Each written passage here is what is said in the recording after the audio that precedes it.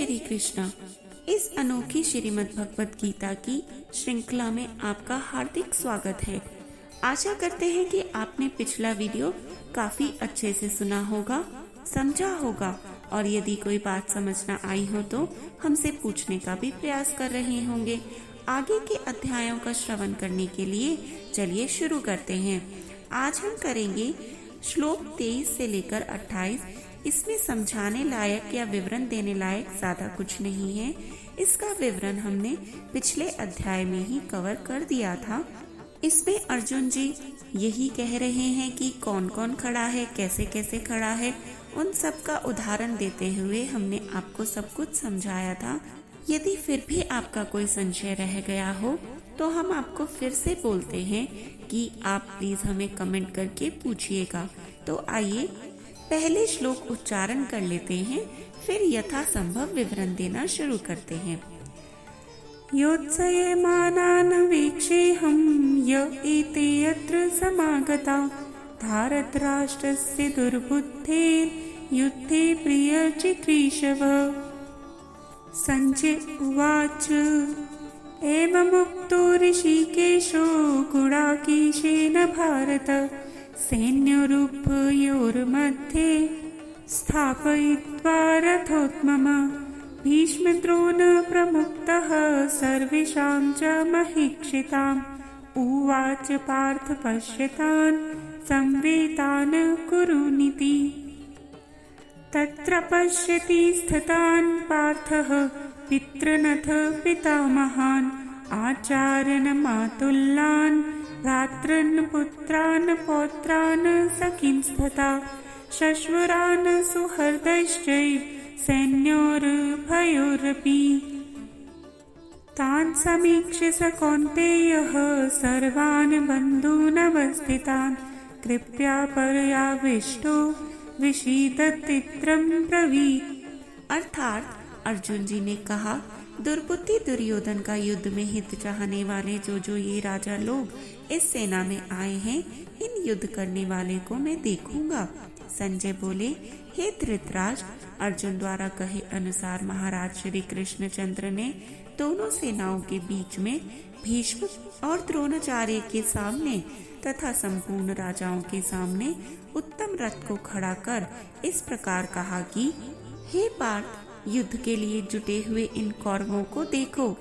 इसके बाद प्रथापुत्र अर्जुन ने उन दोनों ही सेनाओं में स्थित ताऊ, चाचों को, दादों, परदादों को, गुरुओं को, मामाओं को, भाइयों को, पुत्रों को, पौत्रों को तथा मित्रों को, ससुरों को और सुहृदों को भी देखा।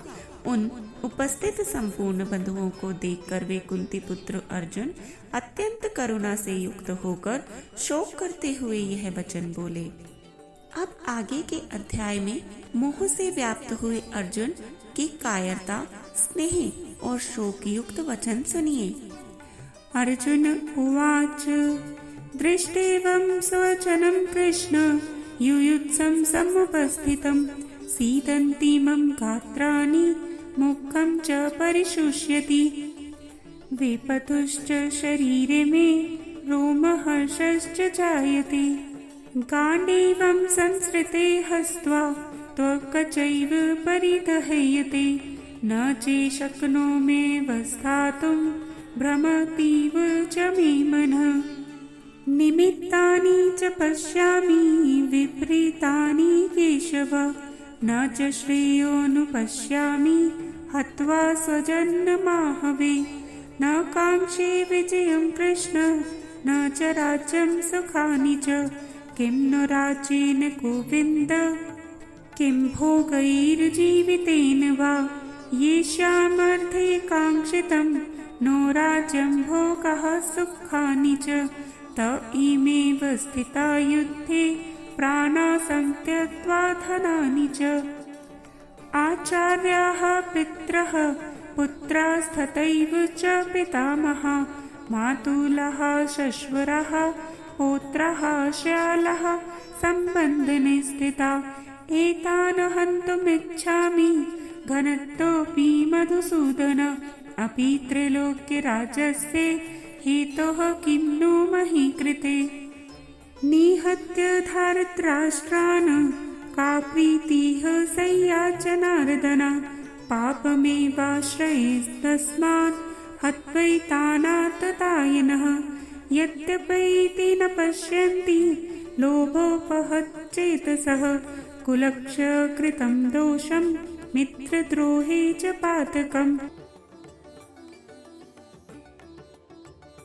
कुलक्षय प्रणश्यन्ति कुलधर्मः सनातनः धर्मे नष्टे कुलं कृत्सनं धर्मोऽभिभवतयुत् अधर्माभिभवात् कृष्ण प्रदुष्यन्ति कुलस्त्रियः स्त्रीषु धृतराष्ट्रो वाषण्ये जायते वर्णसङ्करः संकरो नरकायैव कुलघ्नानां कुलस्य च पतन्ति पित्रो हर्षां लुप्तपिण्डोतकक्रियः दोषैरते कुलघ्नानां वर्णसङ्करकारकै उत्सादधन्ते जातिधर्मा कुलधर्माश्च शाश्वतः उत्सन्नकुलधर्मणां मनुष्याणां जनार्दन नरके नितं वासो भवितयन्तु शिशुम् अहो बद्महेत् पापं कर्तुं व्यवसिता वयं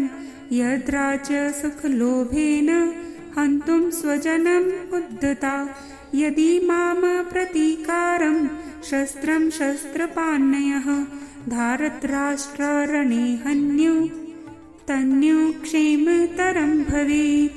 सञ्जय उवाच एवमुक्त्वा अर्जुनः सङ्ख्ये रथोपस्थ उपाविशत् विसर्जे सशरं चापं शोकसंविघ्नमानसः।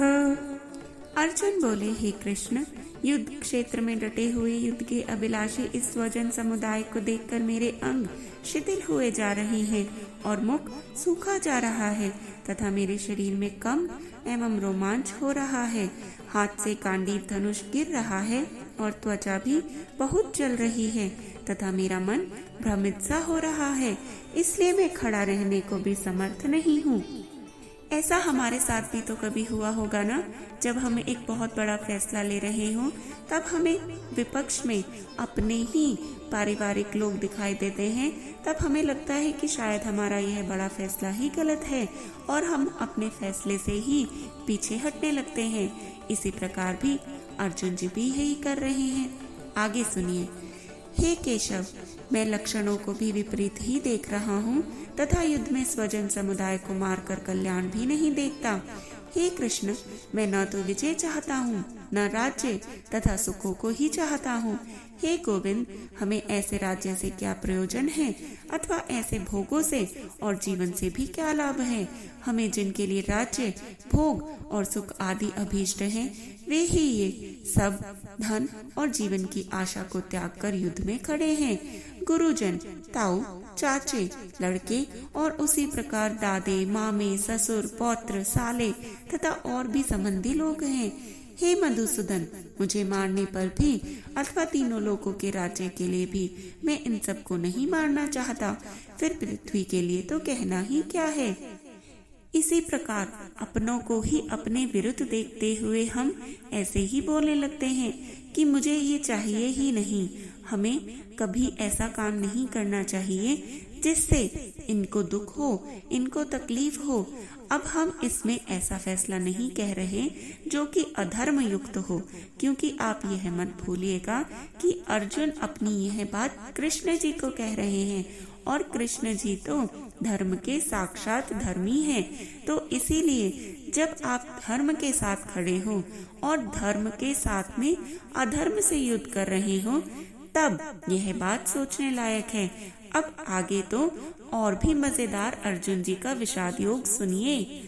हे जनार्दन, धृतराष्ट्र के पुत्रों को मारकर हमें क्या ही प्रसन्नता होगी। इन आतताइयों को मारकर तो हमें पाप ही लगेगा। अतएव हे माधव, अपने ही बांधव धृतराष्ट्र के पुत्रों को मारने के लिए हम योग्य नहीं हैं, क्योंकि अपने ही कुटुंब को मारकर हम कैसे सुखी होंगे। यद्यपि लोभ से भ्रष्टचित्त हुए ये लोग कुल के नाश से उत्पन्न दोष को और मित्रों से विरोध करने में पाप को नहीं देखते, तो भी हे जनार्दन, कुल के नाश से उत्पन्न दोष को जानने वाले हम लोगों को इस पाप से हटने के लिए क्यों नहीं विचार करना चाहिए। कुल के नाश से सनातन कुल धर्म नष्ट हो जाते हैं और धर्म का नाश हो जाने पर संपूर्ण कुल में पाप भी बहुत फैल जाता है। हे कृष्ण, पाप के अधिक बढ़ जाने से कुल की स्त्रियां अत्यंत दूषित हो जाती हैं और हे वार्ष्णेय, स्त्रियों के दूषित हो जाने पर वर्ण संकर उत्पन्न हो जाता है और इसी प्रकार वर्ण संकर कुल घातियों को और कुल को नरक में जाने के लिए ही होता है। लुप्त हुई पिंड और जल की क्रिया वाले अर्थात श्राद्ध और तर्पण से वंचित इनके पितृलोक भी अधोगति को प्राप्त होते हैं। इन वर्ण संकर कारक दोषों से कुल घातियों के सनातन कुल धर्म और जाति धर्म नष्ट हो जाते हैं। हे जनार्दन, जिनका कुल धर्म नष्ट हो गया है, ऐसे मनुष्यों को अनिश्चित काल तक नरक में वास होता है, ऐसा हम सुनते आए हैं। हाँ शोक, हम लोग बुद्धिमान होकर भी महान पाप करने को तैयार हो गए हैं, जो राज्य और सुख के लोभ से स्वजनों को मारने के लिए उद्यत हो गए हैं। यदि मुझ शस्त्र रहित एवं सामना न करने वाले को शस्त्र हाथ में लिए हुए धृतराष्ट्र के पुत्र रण में ही मार डाले तो वह मारना भी मेरे लिए अधिक कल्याणकारक होगा। संजय बोले, रणभूमि में शोक से उद्ग्रीन मन वाले अर्जुन इस प्रकार कहकर बाण सहित धनुष को त्याग कर रथ के पिछले भाग में बैठ गए। जब हम भी इस प्रकार के युद्ध में फंस जाते हैं और हमारे अपने ही हमारे प्रतिद्वंदी बन जाते हैं, तब शायद हम भी इसी तरह की बातें करते हैं, किंतु हमें अपने कृष्ण को ढूंढना रहता है और तभी हम अपना सही निर्णय ले पाते हैं। आगे कृष्ण जी ने अर्जुन को किस प्रकार शांत किया, उन्होंने क्या समझाया और किस प्रकार उन्हें अच्छी बातें बताकर जो उनके दिमाग में संशय और घृणा, अपने ही प्रति जो घृणा भरती जा रही थी, उसको कैसे दूर किया, उसको सुनने के लिए कृपया हमारी श्रृंखला से जुड़े रहें और कमेंट में अवश्य पूछें यदि कोई भी संशय हो तो। जय श्री कृष्णा। परसों फिर से मिलेंगे दूसरे अध्याय में, जब कृष्ण जी एक्चुअल गीता शुरू करेंगे। फिर से जय श्री कृष्णा।